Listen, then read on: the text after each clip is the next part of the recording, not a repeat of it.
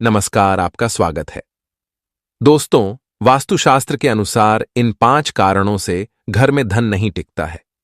पैसे का खर्च बढ़ता है, घर में धन को आवक नहीं होती है। वास्तुशास्त्र में अनेक प्रकार के वास्तु दोषों का वर्णन किया गया है। कई बार हमारी कुछ गलतियों के कारण घर में वास्तु दोष निर्माण होते हैं। इन्हीं वास्तु दोषों के कारण घर में क्लेश, धन की हानि होने लगती है। आमतौर पर लोग इन वास्तु दोषों पर ध्यान नहीं देते हैं, लेकिन घर की सारी समस्याओं की जड़ ये वास्तु दोष ही होते हैं। इसीलिए हमें इन वास्तु दोषों को सबसे पहले दूर करना चाहिए। वास्तुशास्त्र के अनुसार हमारे घर के अंदर सकारात्मक और नकारात्मक दोनों प्रकार की ऊर्जा होती है।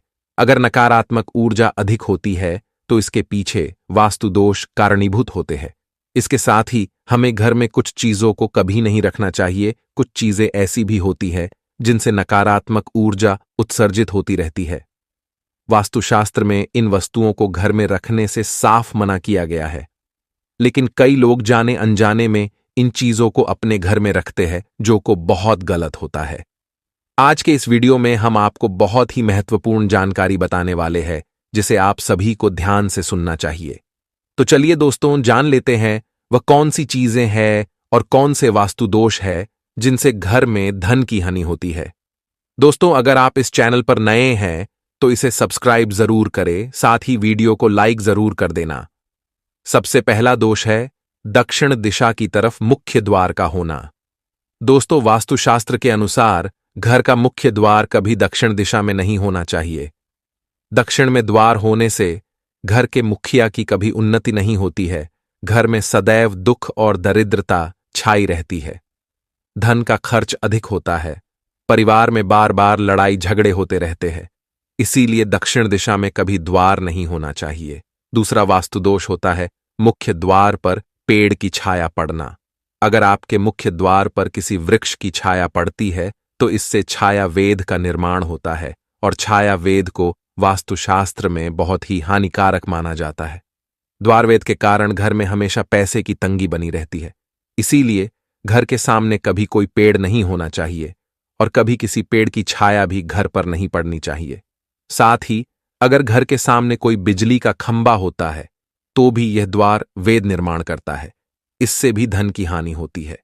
मुख्य द्वार के सामने पानी की टंकी कभी नहीं रखनी चाहिए। पानी की टंकी से भी द्वार वेद निर्माण होता है। मुख्य द्वार के सामने गंदा पानी फैला हुआ नहीं होना चाहिए। जानवरों को बांधने के लिए कोई खूंटी भी मुख्य द्वार के सामने नहीं होनी चाहिए। तीसरा दोष है जल से जुड़ा वास्तु दोष।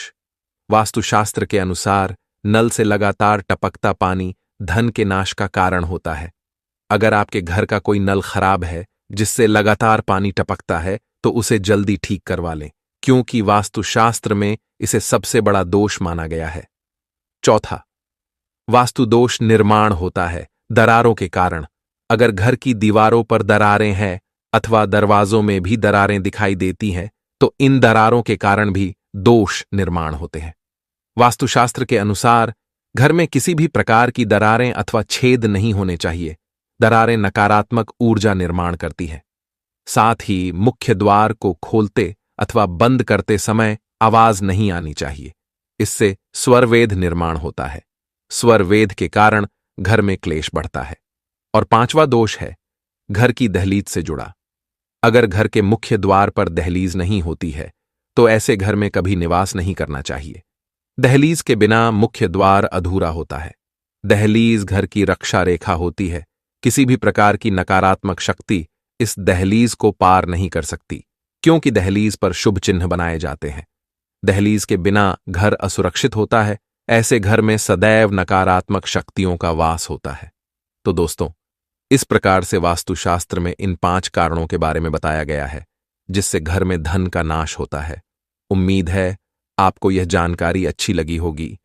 वीडियो को लाइक जरूर करें, साथ ही चैनल को सब्सक्राइब जरूर करें।